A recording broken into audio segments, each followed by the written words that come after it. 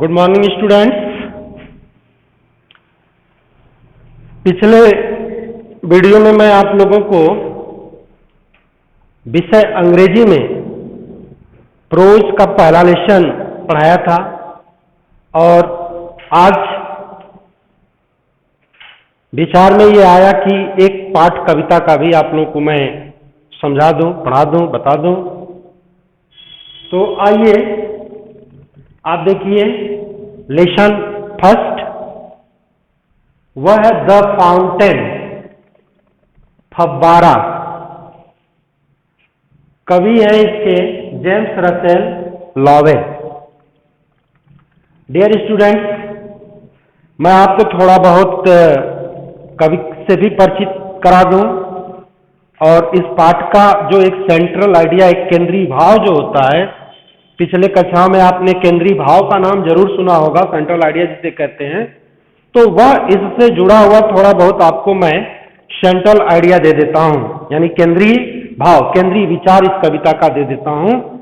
तो आइए about the poet के बारे में थोड़ा सा जान ले, ज्यादा जानने की बहुत जरूरत इसमें अभी फिलहाल नहीं है। आपको आपकी किताब में लिखा हुआ है, उसे आप देख लेंगे। कवि है James Russell Lowell. James Russell Lowell 1819 से 1891 इज कंसिडर्ड, माने जाते इसेंशियली, आवश्यक रूप से एन अमेरिकन पोएट, अमेरिका के कवि। माय डियर स्टूडेंट, ये प्रकृति पर आधारित इन्होंने एक कविता को रचा है जिसका इन्होंने नाम दिया द फाउंटेन। यह फव्वारा नामक पाठ आपको प्रकृति में एक सुंदर उपहार के रूप में दिखाई देता है और इनके मन में उस पर विचार आता है।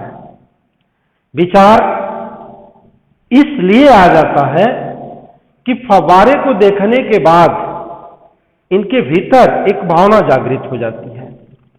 तो इसके बारे में हम आगे पढ़ाएंगे तो बता देंगे, लेकिन इसके आगे हम आपको बता दें इनके बारे में ही थोड़ा बहुत कि ये culture and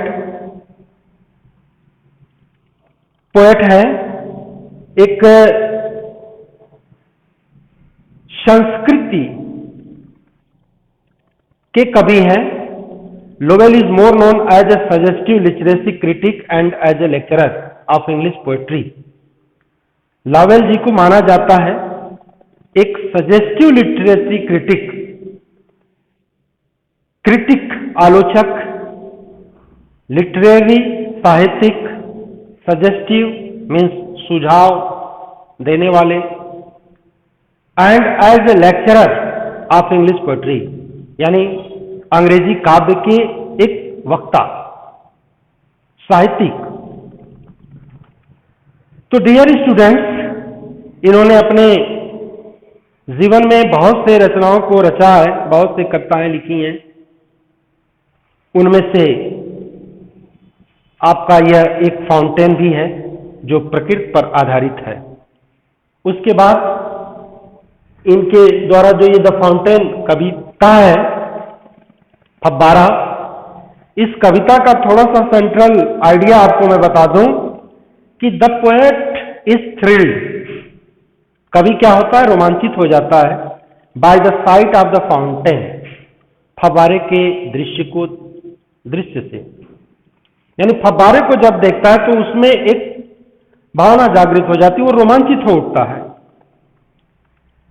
it looks beautiful both by night and day. इसके दृष्टि में यह फव्वारा सुंदर दिखाई देता है दिन और रात, यानी दोनों स्थितियों में सुंदर दिखाई देता है। इन द मूनलाइट, चांदनी में, it looks whiter than snow.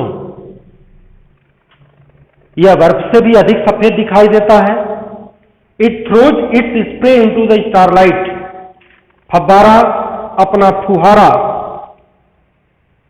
सितारों के प्रकाश में फेंकता है, अर्थात कहने का तात्पर्य है कि फव्वारा अपना फुहार, स्प्रे जो है ऊपर की ओर फेंकता रहता है। It does it's work cheerfully and always remains in motion.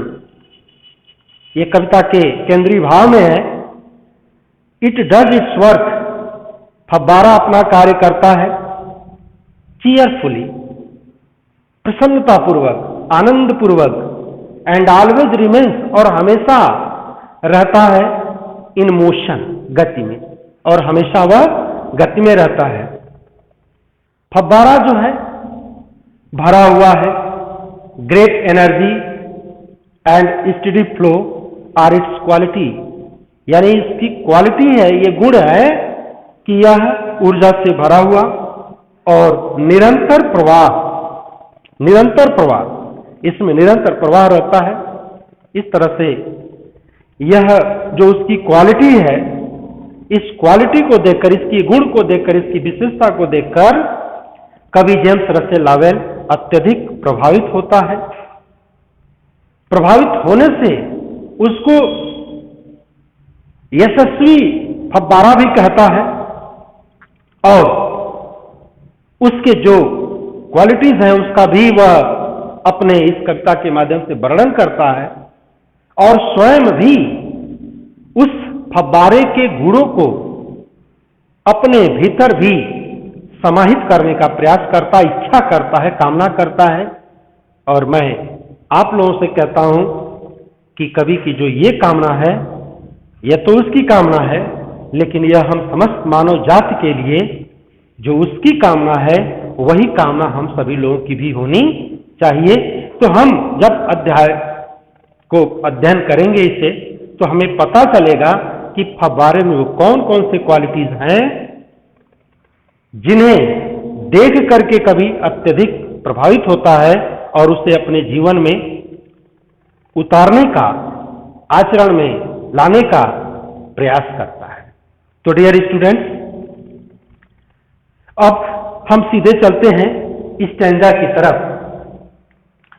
First और सेकंड स्टैंजा हम कवर करते हैं आज के डेट में। उससे पहले, there is such a lot of beauty and loveliness around us in nature. A lot of beauty, बहुत अधिक सौंदर्य, एंड लवलीनेस, सुंदरता, अराउंड अस, हमारे इर्द गिर्द हैं, इन नेचर, प्रकृति में।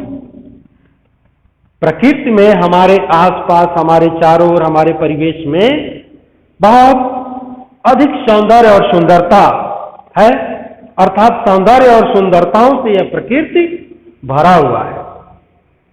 डू वी सी इट, क्या हम इसे देखते हैं? डू वी एडमायर इट, क्या हम इसकी प्रशंसा करते हैं? बच्चों, मैं बताना चाहूंगा कि हम प्रकृति के समीप हैं, प्रकृति के नजदीक हैं, लेकिन हम प्रकृति के उन गुणों को पहचानने में, उनको समझने में कहीं न कहीं हम जरूर चूक कर जाते हैं, और जिसके कारण ये प्रकृति हमसे नाराज भी हो जाता है। और जब नाराज होता है तो वह एक डिजास्टर ला देता है, एक प्रलयंकारी अपना स्वरूप तैयार कर लेता है, जो हमारे लिए हानिकारक होता है। तो शायद कवि के मन में बहुत सी बातें आई होंगी, लेकिन उसने प्रकृति के जो सौंदर्य है, प्रकृति के जो गुण हैं, जो प्रकृति की विशेषताएं हैं, उसको अपने इस रचना के माध्यम से, इस काव्य के माध्यम से हम तक पहुंचाने का उसने प्रयास किया, और हम आज उसका अध्ययन करने का जो सौभाग्य प्राप्त करते हैं, यह हम सभी लोगों के लिए सुखद है। आइए हम देखते हैं, into the sunshine full of the light, leaping and flashing from morning till night. ये फव्वारा का पहला stanza, the first stanza. This is first stanza of the fountain.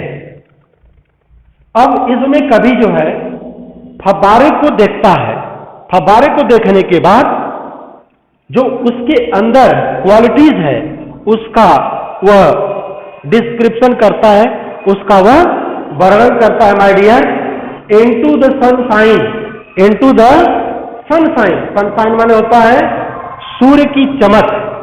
Into the sunshine, सूर्य की चमक में अर्थात हम कह सकते हैं धूप में। अब धूप भी जो है, हमें कभी धूप बहुत मीठा लगता है और कभी धूप बहुत तीक्ष्ण लगता है। तो इस बात का हम अनुभव कर सकते हैं कि यह फव्वारा जो है धूप में, फुल ऑफ द लाइट, पूरे रोशनी में अर्थात पूरी रोशनी से भरा हुआ। लीपिंग एंड फ्लैशिंग, लीप माने होता है उछलना, तो लीपिंग माने उछलते हुए, एंड फ्लैशिंग, फ्लैश माने होता है चमकना, तो फ्लैशिंग माने चमकते हुए। तो कहने का तात्पर्य है बच्चों कि यह फव्वारा सूर्य की चमक में, पूरी रोशनी में वह उछलता हुआ और चमकता हुआ है। फ्रॉम मॉर्निंग टिल नाइट, सुबह से, फ्रॉम मीन्स से, मॉर्निंग का अर्थ यहां मॉर्निंग से है, मॉर्निंग टिल नाइट यानी रात तक, अर्थात सूर्य डूबने के बाद जब स्थिति होती है तो हम वहां से शुरू कर लेते हैं, संध्या अर्थात रात की बात करते हैं। तो कभी फव्वारे के पहले इस गुण को बताना चाहता है कि फव्वारा जो है पूरे धूप में, पूरे सूर्य के चमक में उछलता हुआ, चमकता हुआ सुबह से शाम तक दिखाई देता है। तो इट इज द फर्स्ट, ठीक है। कौन चमकता दिखाई देता है? फव्वारा। किसमें? सूर्य के प्रकाश में, सूर्य की चमक में, सूर्य के धूप में वह उछलता हुआ और कूदता हुआ दिखाई देता है, चमकता हुआ दिखाई देता है, उछलता कूदता हुआ। लिप माने उछलना कूदना, तो यहां पे सेंस हम उछलना से लेंगे यानी उसके ऊपर उठना से लेंगे, एंड फ्लैश का मतलब चमकना से लेंगे यानी सूर्य के चमक में, सूर्य के प्रकाश में वह ऐसा दिखाई देता है। कब? सुबह से लेकर शाम तक, यानी नाइट का मतलब रात तक यानी शाम तक, यानी जब तक सूर्य का प्रकाश है तब तक वह हमें दिखाई देता है। क्या करते हुए? उछलते हुए और चमकते हुए। तो आपको समझ में आ गया होगा। इस पर आपको रेफरेंस आपका पूछा जाता है कि यह किस पाठ से लिया गया है। दूसरी बात जो है, इसमें बहुत सी चीजें क्वेश्चन करेंगे। जो क्वेश्चन वो कंप्रीहेंशन होता है, तो आप उसकी भी तैयारी में लगेंगे। आपकी किताब में आगे जब आप देखेंगे तो इस पर कुछ कंप्रीहेंशन के क्वेश्चन होंगे, उन प्रश्नों का आप उत्तर ढूंढने का प्रयत्न करेंगे। फिर उसके बाद जैसे हम लोग फिर अवसर मिलेगा तो वीडियो के भी माध्यम से, हो सकता है ऑफलाइन की व्यवस्था होगी तो उसमें भी आपको इस पर आधारित हम कंप्रीहेंशन करा देंगे। आपका परीक्षा के लिए बहुत उपयोगी हो जाएगा और आप इसको बढ़िया ढंग से, ठीक ढंग से तैयार करते जाइए। अब आइए दूसरे स्टैंजा की तरफ। Into the moonlight, into the moonlight. कौन? फव्वारा। फव्वारा जो है मूनलाइट में यानी चांदनी में। मूनलाइट का मतलब क्या? मून माने चंद्रमा, लाइट माने प्रकाश। तो चांदनी में, whiter than snow, whiter than snow. Whiter माने सफेद, व्हाइट माने सफेद, व्हाइटर माने उससे अधिक सफेद, देन स्नो बर्फ से। यानी कवि कहता है कि फव्वारा जो है चांदनी में वो और सफेद दिखाई देता है। Waving so flower like when the winds blow, when the winds blow, जब हवा चलती है तो वह फव्वारा फ्लावर लाइक, फूल की तरह। आप कल्पना कर सकते हैं, यह कल्पना है कि फव्वारा ऊपर की ओर है, ऊपर को चल रहा है। जब हवा चलता है, हवा बहती है, बात समझ में आ गई होगी आपको कि जब हवा चलती है, बहती है, तो उस समय वह फव्वारा, जैसे हवा के चलने से पेड़ पौधे इधर उधर हिलते हैं, ठीक उसी तरह से यह फव्वारा भी मूव करता है, वेव करता है। वेव मीन्स मूव, यानी मूविंग, हिलता डुलता हिलता रहता है।